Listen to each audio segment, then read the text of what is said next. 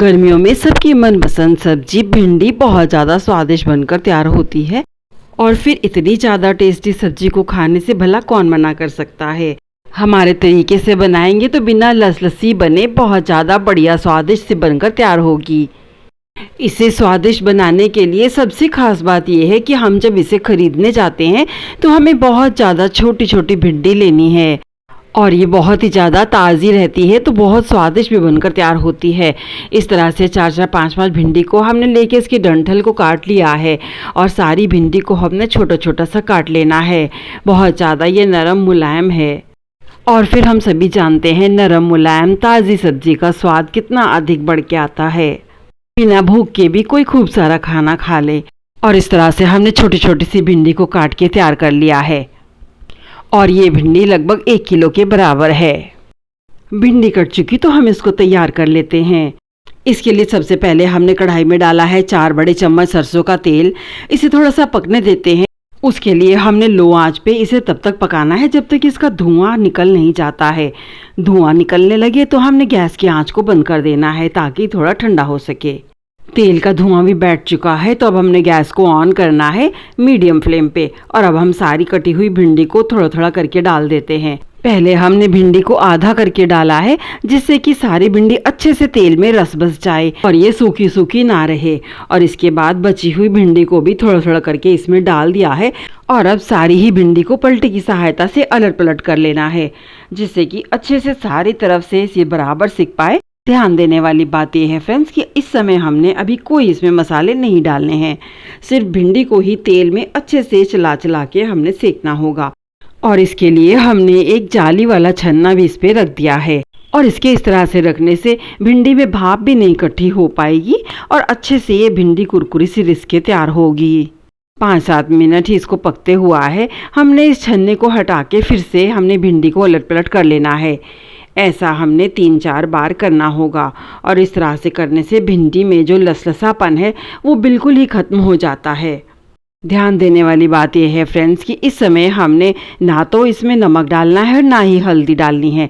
अगर हमने नमक हल्दी इस समय डाला तो ये और ज़्यादा लसलसी हो जाएगी जो कि खाने में बिल्कुल भी अच्छी नहीं लगेगी और ये तेल में अच्छे से रिस भी नहीं पाएगी। और अब आप सोच रहे होंगे कि हमें इस भिंडी को कब तक तेल में रिसाना होगा, तो हम यहाँ बता देते हैं फ्रेंड्स। हमने इस भिंडी को तब तक रिसाना है जब तक कि इसका लसलसापन हट नहीं जाता है और इस तरह से इसको हम फ्राई करते रहेंगे और थोड़ा सा ढक के पकाएंगे तो इसका लसलसापन अपने आप ही तेल में फ्राई होने के बाद हट जाता है। इसलिए इस वक्त इसे थोड़ा अच्छे से फ्राई करना बहुत ज़रूरी रहता है। पहले हमने इसे मीडियम आंच पे पकाया है और फिर आंच को लो कर देना है। भिंडी को तसल्ली से हमने इस तरह से 15 मिनट के लिए अच्छे से पका लिया है और इसे देख के ही समझ में आ रहा है कि इसका लसलसापन तो हट ही चुका है, साथ ही में अच्छे से ये पक भी चुकी है। तो इससे ज़्यादा हमें और इसे तेल में नहीं रिसाना है। और जब ये पककर तैयार हो चुकी है तो हमने अब इस समय डालना है इसमें 1 छोटा चम्मच नमक।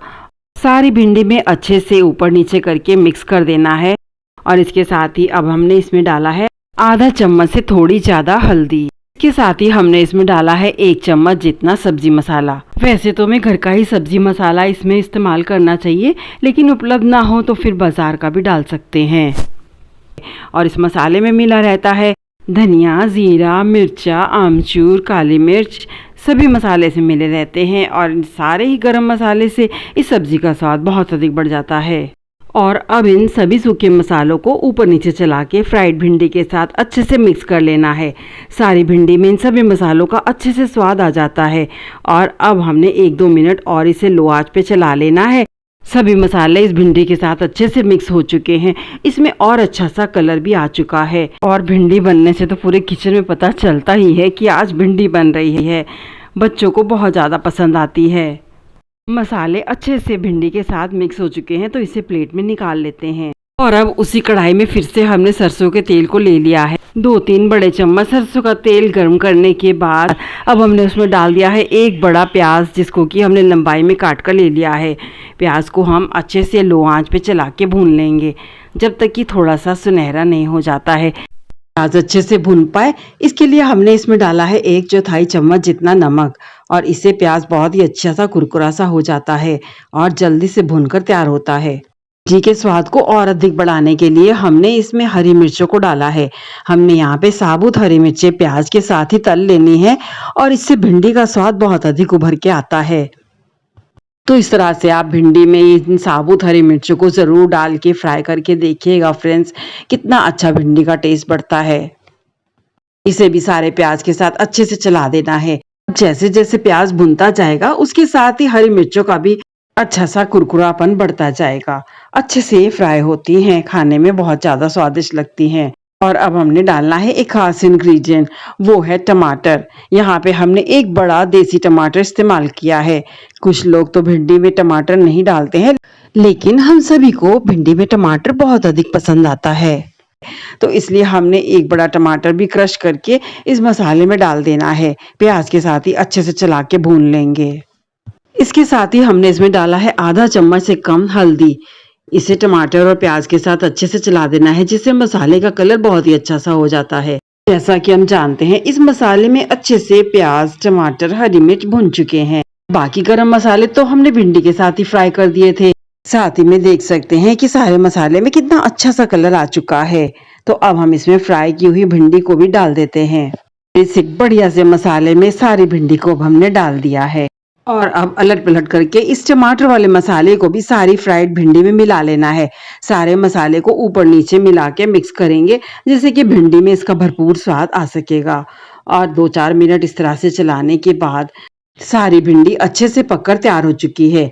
लेकिन ध्यान रहे फ्रेंड्स, पलटे की सहायता से ही हमें इसे आराम से पलटना होगा, जिससे कि ये बिल्कुल भी क्रश ना हो। और अब इस भिंडी को चटपटा सा बनाने के लिए हमने इसमें डाल दिया है सबका फेवरेट, इसमें आधा चम्मच से थोड़ा ज़्यादा चाट मसाला।